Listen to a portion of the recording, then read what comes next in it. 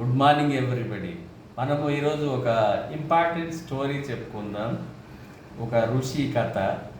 ఆ కథ మరి డార్విన్ సిద్ధాంతానికి ఎలా అనుగుణంగా ఉంటుంది, పరిస్థితులు అనుగుణంగా ఎలా మారుతా అంటారు ప్రజలు అనేది చెప్తాను.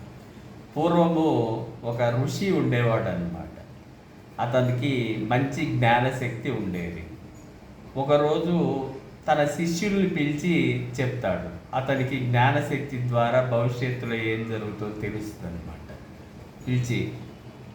పిలిచి పిల్లలారా, నాకు జ్ఞానశక్తి ద్వారా ఒక విధంగా అర్థమవుతుంది.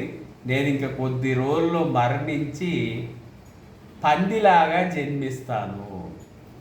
కానీ నాకు పంది అనేది ఒక మానవుల చీచి తినే ఒక నీచమైన జంతువు. అలా ఎక్కువ కాలం ఉండడం నాకు ఇష్టం లేదు. నేను మీకు చెప్తాను, ఇలా ఆ పంది ఇక్కడిక్కడ ఉంటుంది, ఆ ప్లేస్లో ఉంటుంది, పలాని ఊర్లో ఉంటుంది. అది వస్తానే మీరేం చేయాలా, దాన్ని చంపేయండి అని చెప్తాడనమాట.